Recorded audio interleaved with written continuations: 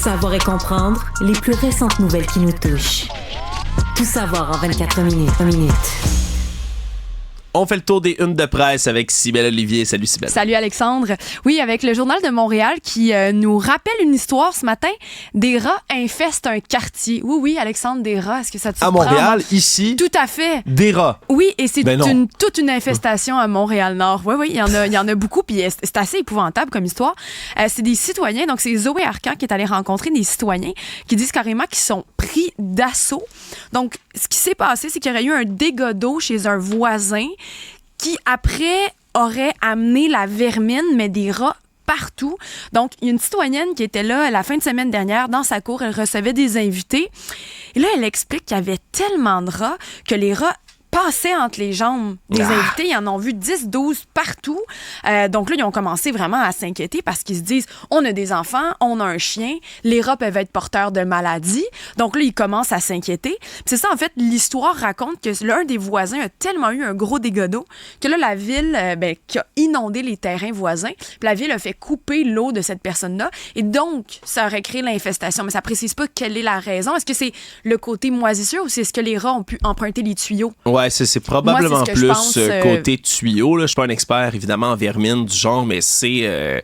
règle générale, ils vivent dans les égouts. Hein? Les rats à Montréal, on se comprend, comme à peu près dans toutes les grandes villes du monde, ils prolifèrent dans les égouts. J'aime toujours citer Feu Harold Lévé. Désormais, là, c'est un autre membre de sa famille, Nathaniel Lévé, qui le remplace dans sa compagnie d'exterminateurs. Mais il venait souvent, c'est un invité TVA, Cube. On l'a fait pendant des années avant qu'il décède, malheureusement.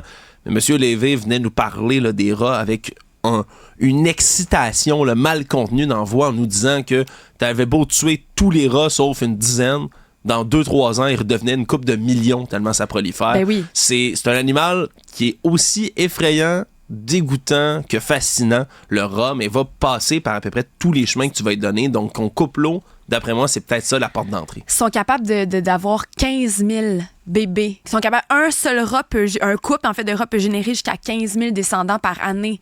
Allô, l'infestation. Là, eux, ils racontent en fait que parce que là, les pompiers sont venus intervenir pour justement s'assurer que les lieux étaient corrects puis voir c'était quoi l'ampleur de l'infestation. Et là, un des voisins raconte qu'ils ont entendu crier. Les pompiers sont arrivés puis ils ont vu dans la maison genre « Ah, mon Dieu, il y a donc bien beaucoup de rats! » Donc, à quel point, tu sais, ça fait peur. Fait que là, on fait quoi dans cette infestation-là? Et là, la dame qui s'est entraînée avec Zoé Arcan dit, moi, j'ai appelé la ville, évidemment. Nos élus vont nous aider. Puis la ville, il aurait répondu d'abord, ça se peut pas qu'il y ait autant de rats. Drôle de réponse. Ça, là, juste cette réponse-là, c'est vraiment le cœur de l'histoire. Madame, ce que vous avez vu, c'était faux. Tu te fais, tu sais comment, je sais pas comment on appellerait ça en français, je m'excuse de l'anglicisme ce matin, mais tu sais, se faire gaslight, comme on dit, là. Oui, j'ai pas le terme, mais oui, mais de se faire, essayer de se faire convaincre, peut-être. Convaincre de quelque chose dont t'es certain, puis quelqu'un veut assurer son autorité sur toi, puis te convaincre d'être faux. Hein. Merci pour la définition précise, Cybèle. Non, c'est exactement ça, te convaincre que ce que tu dis, c'est faux quand c'est complètement vrai. Est-ce que les employés de la ville sont gaslightés des citoyens? Attends, en plus, ils ont dit, de toute façon, pour l'instant, on n'a pas d'exterminateur. La ville n'a pas engagé d'exterminateur qui peut intervenir maintenant. On va ouvrir un appel d'offres. Ça va prendre à peu près 1 mois. Bon. Ça, c'est-tu pas la bureaucratie de la ville de Montréal en pleine action, mesdames et messieurs? Qu'est-ce qu'ils font, ces gens-là de Montréal-Nord, en attendant? Là, ils se sont pognés avec des rats un peu partout.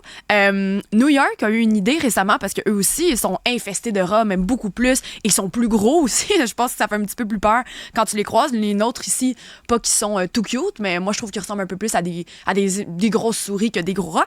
Et eux se sont dit, donc en avril dernier, on devrait peut-être recourir à la contraception pour freiner ça. Donc, ce serait de mettre un peu de la moulée à quelques endroits différents qui seraient des pilules contraceptives, si tu veux, faire en sorte que ça réduirait énormément leur prolifération. C'était un des conseillers municipaux qui avait dit ça à ce moment-là en disant, là, ça prend vraiment une onde de choc. Alors, est-ce qu'on pourrait pas s'inspirer de New York? On devrait, parce que New York, c'est pas compliqué. Le maire qui est là actuellement a ouvert une grande campagne. C'est un de ses sujets pour son élection, c'est la lutte contre les rats. La lutte antiparasitaire, c'est tellement devenu un problème dans la grosse pomme qu'on n'avait pas le choix. Fait que maintenant, il y a des mesures qui sont mises en place. Puis c'est exactement, encore une fois, Monsieur Lévé, si vous nous entendez quelque part, c'est exactement ce que vous disiez tout le temps, on l'a retenu.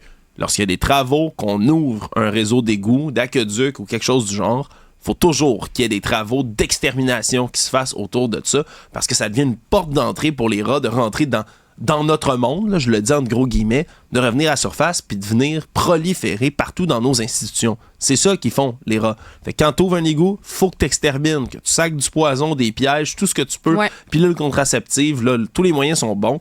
C'est ce qu'ils font à New York, puis avec déjà pas mal de succès. Là. Ils sont en train de reprendre un tout petit peu là, d'être les meneurs dans cette lutte-là. Là. Ils sont en train de reprendre le dessus. Voilà. On se rappelle 15 000 par année. Un couple de rats. Donc, on multiplie ça par on sait pas combien de rats, on sait pas combien de bébés. C'est infernal. Mais quel culot de la ville, sincèrement. Quel culot. Quel culot. Ça se peut pas. Il y a trop. Ce que vous dites, c'est n'importe quoi, madame. Bonjour, j'en vois 10 devant moi. Non. Honnêtement, déjà qu'il y avait beaucoup de critiques sur comment l'administration montréalaise, pas tous, bien évidemment, là, je veux pas casser du sucre sur le dos de tous les fonctionnaires qui travaillent dans la municipalité. Il y en a plein qui font leur travail comme il faut. Mais il y en a d'autres, là. On les a entendus, on les a vus, on en a même appelé ici à Cube Radio à l'émission de Benoît Dutrisac. Des fois, les réponses qu'ils donnent, c'est n'importe quoi. C'est n'importe quoi. Tu les écoutes, tu te dis, ben là, vous allez rien faire? Oh! Faire un appel d'offres, là. Voyons, réagissez, là. Il y a un problème de rats. Ça vous appartient, le réseau d'égouts. Ça vous appartient, le réseau d'aqueduc. Si vous fermez comme ça une entrée d'eau, c'est comme votre responsabilité d'aller gérer puis de vous assurer que tout est correct. Là, maintenant, il y a des rats qui montent jusque dans les logements. C'est n'importe quoi. On va en revenir, hein, d'ailleurs. Restez avec nous parce que dans le reste de cet épisode, on va s'entretenir avec une des citoyennes de Montréal-Nord qui fait face, justement, dans le quartier à une invasion de rats. On va lui demander si c'est vrai son affaire. Là, hein? On va tout en remettre en doute comme la ville, nous autres aussi. Tout savoir en 24 minutes. Toujours Journal de Montréal, TVA, on parle maintenant des campements. J'ai des détails en fait, pour la petite histoire, on est arrivé ce matin puis on a appris qu'un de nos collègues, Yves Poirier, avait vécu une situation en allant faire un topo au campement de McGill. Donc, je vous explique un peu ce qui se passe présentement. Le campement là-bas en est à son 2e mois d'occupation. Et là, c'est rendu que les professeurs ont dit... Nous, maintenant, on a peur, on est intimidés. Des professeurs qui soient juifs ou non se disent, nous, on a peur maintenant d'entrer dans nos milieux de travail. On subit de l'intimidation. Quand on est en classe, ils viennent parfois cogner à nos portes. Donc, nous, ce qu'on va faire, c'est que si le campement est toujours là à l'automne, on n'est pas certain qu'on va revenir en classe et nous, on va décider d'enseigner à distance. Et là, McGill a dit ça. Il y a un regroupement de professeurs qui est en train de se faire. Concordia, Dawson, Université de Montréal pourrait se joindre à ça aussi parce que ça continue encore. Il disait, il donnait des exemples. Tu te rappelleras quand, justement, on a vu quelques images. Un des manifestants qui avait changé les noms des campus pour des villes et des régions bombardées, assiégées de Gaza. Et là, sont en train aussi de mettre des affiches avec les visages de certains professeurs ou certains manifestants. Donc, ils continuent vraiment d'aller cibler certaines personnes, ce qui continue de propager la haine et qui fait peur aux professeurs. Yves Poirier a parlé à Pascal Derry, la ministre de l'Enseignement supérieur. Elle a dit, j'ai rencontré les groupes le représentant des professeurs. On est en train de s'entendre, voir qu'est-ce qu'on pourrait faire à l'automne, mais elle réaffirme le fait qu'il faudrait démanteler les campements. Bon, ça, c'est la partie, voici comme qu'est-ce qu'on sait, qu'est-ce qui se passe. Mais là, Yves Poirier, il était sur place hier soir. On est vendredi 5 juillet. Hier, 4 juillet, 17h, il se rend sur place au campement pour aller donc faire un topo. Et là, il se rend, il n'est pas trop loin du campement de McGill. Là, il y aurait 2 manifestants pro-palestiniens qui sont venus l'asperger d'eau. Complètement. C'est la 2e fois qu'il se fait attaquer comme ça. Donc, ils sont venus près de lui, ils l'ont aspergé d'eau. Et Yves raconte, il me disait ça ce matin, qu'il y avait des policiers qui étaient pas loin, qui ont refusé d'intervenir en direct. Ils ont dit non, nous, on veut pas toucher à ça tout de suite. Et donc, Yves Poirier va porter plainte contre les 2 manifestants. On a une vidéo, justement, Yves les a vus prendre la fuite alors qu'ils étaient pas loin. Il a essayé de les filmer. Voilà, c'est ce qu'on voit. Donc, les 2 se sont sauvés. On a regardé les policiers. Yves regarde les policiers. Les policiers disent, nous, on n'intervient pas. En plus de ça, il y a le service de sécurité incendie qui était supposé venir faire sa visite à 2 heures pendant la journée. Les manifestants les ont empêchés de rentrer. Est-ce qu'on se rappelle qu'est-ce qui s'est passé pendant le week-end de la F1 quand le CIM a défait des terrasses à cause de questions de centimètres? Et là, est-ce qu'ils ont donné une amende au campement? Ils ont-tu donné une grosse amende en disant vous nous empêchez d'entrer? C'est pas spécifié, mais non, parce qu'il l'aurait dit s'il y en avait eu une. Donc, on n'a pas pu rentrer. Est-ce qu'on est à ce point-là frileux de se positionner ou de sembler se positionner dans un conflit alors qu'on est juste là pour assurer la sécurité et que les policiers ne réagissent même pas à une attaque en direct contre la presse? Moi, ça me fait me poser des questions. C'est la deuxième fois que ça arrive. Faut-il le rappeler, là? Yves Poirier, là, il va avoir l'air du gros méchant qui décide de porter plainte, mais il faut comprendre que c'est la deuxième fois qu'il se fait arroser comme Exactement. ça. Devant les policiers qui n'interviennent pas.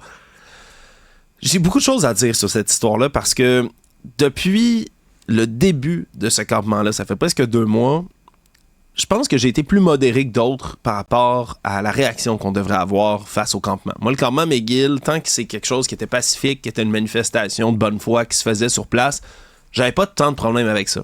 Pour moi, qu'il y ait des jeunes en particulier, là, je comprends qu'il y a des jeunes et moins jeunes dans le campement, mais qu'il y ait des jeunes qui en ont assez de voir dans les nouvelles ce qui se passe à Gaza, qui en ont ras-le-bol, qui savent que l'État d'Israël va continuer pour l'instant avec sa réciproque. Ils se sont fait attaquer le 7 octobre, il faut le rappeler constamment, mais que leur riposte est beaucoup plus grave que ce qui pouvait être anticipé, continue de massacrer des innocents en ce moment, puis de la population de Gaza par dizaines de milliers, alors qu'on veut atteindre le Hamas au travers de tout ça.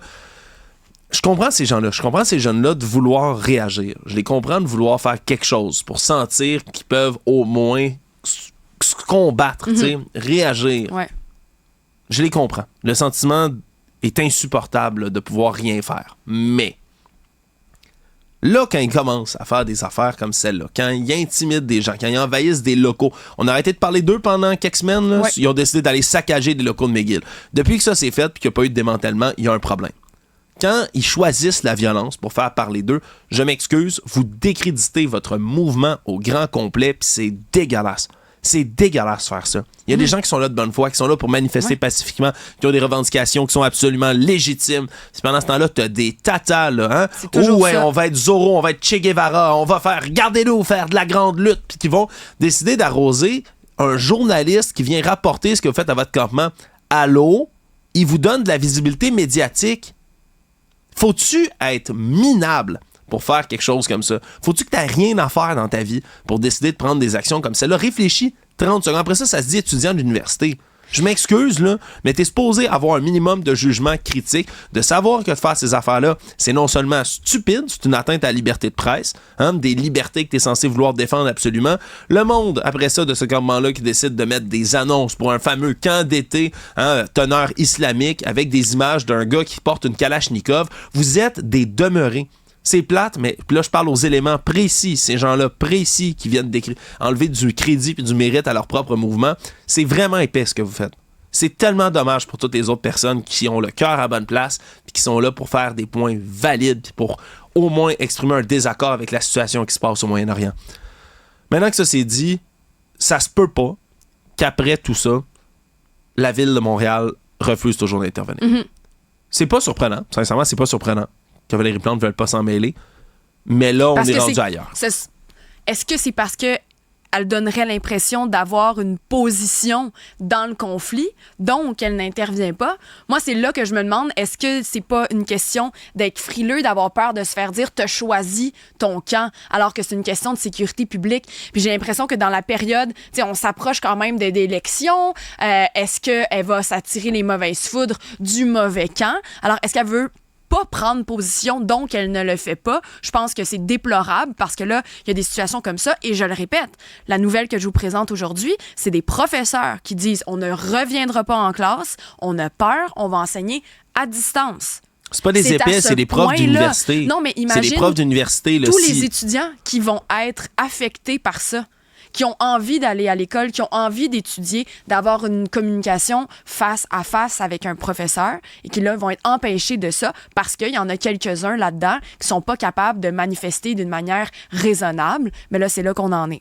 Ouais, c'est là qu'on en est. C'est une honte, sincèrement. C'est une honte pour le reste des gens, tu l'as dit, qui font bien ça.